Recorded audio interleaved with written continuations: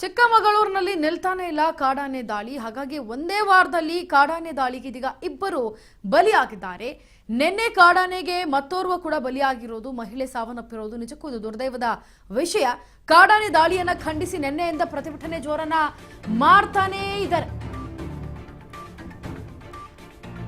ಚಿಕ್ಕಮಗಳೂರಿನಲ್ಲಿ ಇದನ್ನ ಕಾಡಾನೆಯನ್ನ ಈ ರೀತಿ ಆಗ್ತಾ ಇದೆ ಅಂತ ಹೇಳಿ, ಮಹಿಳೆ ಸಾವಾಗಿದ್ದಾರೆ ಅಂತ ಹೇಳಿ ಇದನ್ನ ಖಂಡಿಸಿ ನಿನ್ನೆಯಿಂದ ಪ್ರತಿಭಟನೆ ಜೋರಾಗಿ ಮಾಡ್ತಾನೆ ಇದ್ದಾರೆ ಚಿಕ್ಕಮಗಳೂರಿನ ಸ್ಥಳೀಯರು.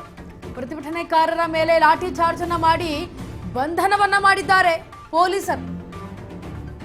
ಹೋರಾಟಗಾರರ ಮೇಲೆ ಲಾಠಿ ಚಾರ್ಜ್ ಮಾಡಿ ಬಂಧನಕ್ಕೆ ಖಂಡನೆಯನ್ನ ಆಗ್ರಹಿಸ್ತಾ ಇದ್ದಾರೆ ಈಗ ಮತ್ತೆ ಚಿಕ್ಕಮಗಳೂರು ಜನ.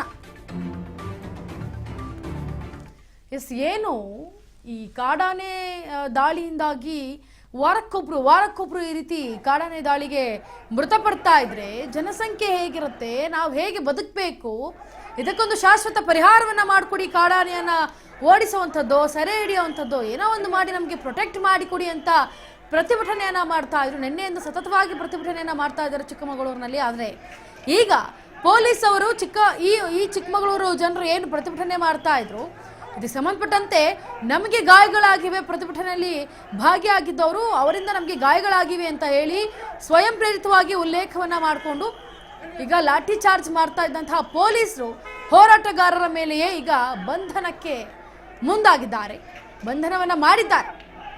20ಕ್ಕೂ ಹೆಚ್ಚು ಜನರನ್ನ ಬಂಧನ ಮಾಡಿದ್ದಾರೆ ಹೋರಾಟಗಾರರಲ್ಲಿ. ಈಗ ಇದನ್ನು ಕೂಡ ಅಂದ್ರೆ ಏನೀಗ ಲಾಠಿ ಚಾರ್ಜ್ ಮಾಡಿ ಚಿಕ್ಕಮಗಳೂರು ಜನರು ನ್ಯಾಯವನ್ನ ಕೇಳ್ತಾ ಇದ್ದಂತಹ ಅವರ ಮೇಲೆಯೇ ಈಗ ಲಾಠಿ ಚಾರ್ಜ್ ಅನ್ನ ಮಾಡಿ ಬಂಧನವನ್ನ ಮಾಡಿರೋದಕ್ಕೆ ಇದಕ್ಕೂ ಕೂಡ ಈಗ ಆಕ್ರೋಶವನ್ನು ಹೊರಹಾಕ್ತಾ ಖಂಡನೆಯನ್ನ ಮಾಡ್ತಾ ಇದ್ದಾರೆ ಅಲ್ಲಿನ ಜನರು. ಇಂದು ಚಿಕ್ಕಮಗಳೂರಿನಲ್ಲಿ 3 ತಾಲೂಕುಗಳು ಸೇರಿ ಬಂದ್ಗೆ ಕರೆಯನ್ನ ಘೋಷಿಸಿವೆ. ಎನ್ಆರ್-ಪುರ, ಕೊಪ್ಪ, ಶೃಂಗೇರಿ ಮತ್ತೆ ತಾಲೂಕು ಬಂದ್ಗೆ ಕರೆ ನೀಡಿವೆ.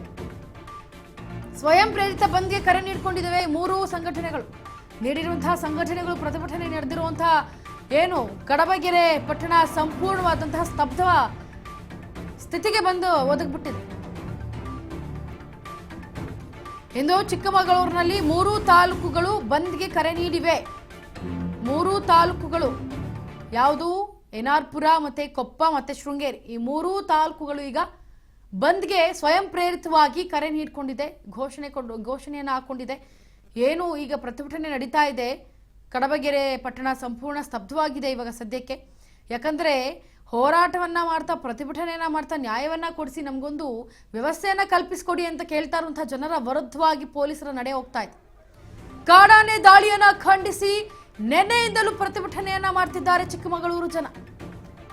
ಬಾಳೆಹೊನ್ನೂರು ಠಾಣೆಯಲ್ಲಿ 2 ಪ್ರತ್ಯೇಕವಾದಂತಹ FIR ಅನ್ನು ದಾಖಲು ಮಾಡಿಕೊಂಡಿದ್ದಾರೆ ಪೊಲೀಸರು.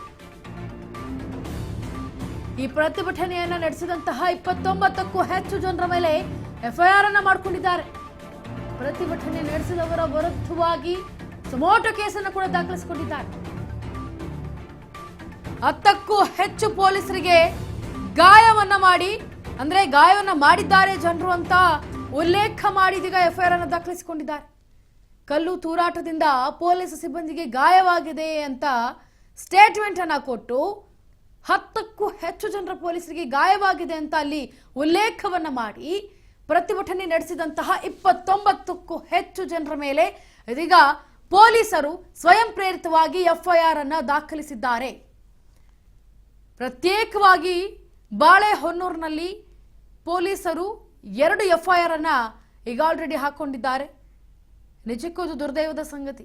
ಈ ರೀತಿ ನಡೀತಾ ಇರೋದು, ಜನರು ನಮಗೆ ನ್ಯಾಯವನ್ನ ಕೊಡಿಸಿ ಇದಕ್ಕೊಂದು ಪರಿಹಾರ ಕೊಡಿಸಿ, ಸತ್ತ ಮೇಲೆ ಪರಿಹಾರ ಎಲ್ಲರೂ ಕೊಡ್ತಾರೆ, ಸತ್ತ ಮೇಲೆ ಕೊಟ್ರೆ ಅದು ಸ್ವಲ್ಪ ದಿನ ಇರುತ್ತೆ, ನಾವು ಬದುಕಿರೋ ಹಾಗ ನೀವು ಕೊಟ್ರೆ ಪರಿಹಾರವನ್ನ ನಮಗೆ ಹೆಲ್ಪ್ ಆಗುತ್ತೆ ಅಂತ ಈಗ ಪ್ರೊಟೆಸ್ಟ್ ನಡೆಸ್ತಾ ಇದ್ದಾರೆ.